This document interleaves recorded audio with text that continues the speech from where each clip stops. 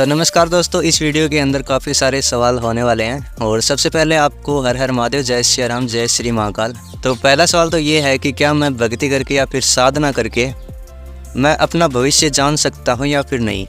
जय श्री राम दोस्तों, जय श्री महाकाल। आदि गुरु ज्ञान चैनल में आपका स्वागत है।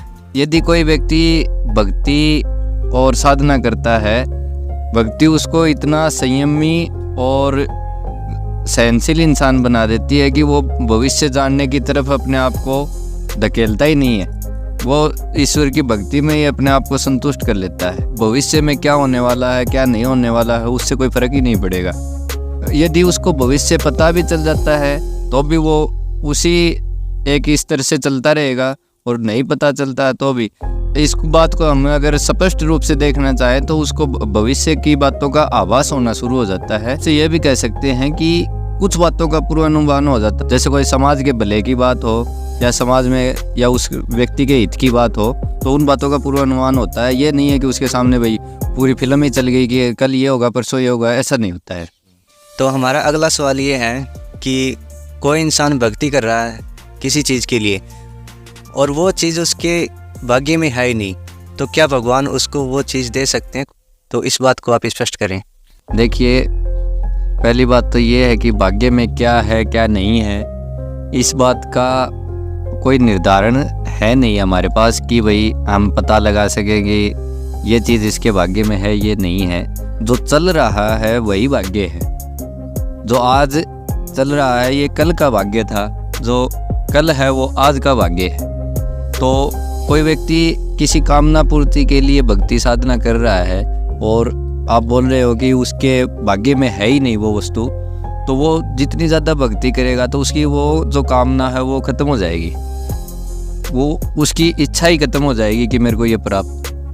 भक्ति का रस एक ऐसा रस है जो सभी कामनाओं की पूर्ति कर देता है। और यदि उसके भाग्य में वो वस्तु नहीं है, इसका ये नहीं है कि भाई उसको कुछ मिलेगा ही नहीं। भक्ति का फल कामना से नहीं होता, भक्ति का फल व्यक्ति के उत्थान से होता है, आत्मा के उत्थान से होता है। हाँ, इससे कुछ लोग भाई निराश होकर बीच में छोड़ देते हैं या फिर अपने आप को ये मान लेते हैं कि मेरी भक्ति का फल ही नहीं मिला, तो वो अलग बात है। तो कामना पूर्ति है वो उसके भाग्य पे निर्धारित है, उसकी भक्ति है वो उसके भाग्य के हिसाब से चलती रहेगी। इसको हम ये भी कह सकते हैं कि हमारे भाग्य में यदि नहीं है तो वो नहीं मिलता, क्योंकि भाग्य निर्धारित उसी दिन हो गया था जिस दिन इस संपूर्ण ब्रह्मांड की रचना हुई थी। तो उस दिन से तय हो गया था। हमारी मृत्यु कब तय हुई थी? जब हमने जन्म ले लिया था।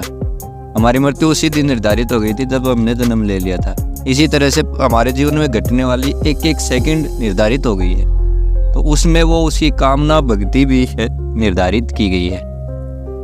उसकी जो कामना है, उसने कामना की थी कि मैं इस कामना के लिए ये भक्ति करूँगा, तो वो भी उस समय का उस भाग्य का ही हिस्सा है।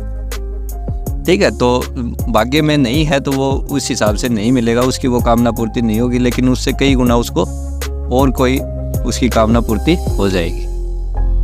तो हमने जो भी आपसे सवाल किए उनका सही से आपने स्पष्टीकरण किया, तो उसके लिए आपको धन्यवाद। तो हम अगले वीडियो के अंदर कुछ इसी प्रकार के सवालों के साथ आपसे मिलेंगे, और तब तक के लिए आप अपना ध्यान रखें। इस वीडियो में इतना ही था, और अगले वीडियो में मिलेंगे। तब तक के लिए आपको जय श्री राम, जय श्री महाकाल, हर हर महादेव। धन्यवाद।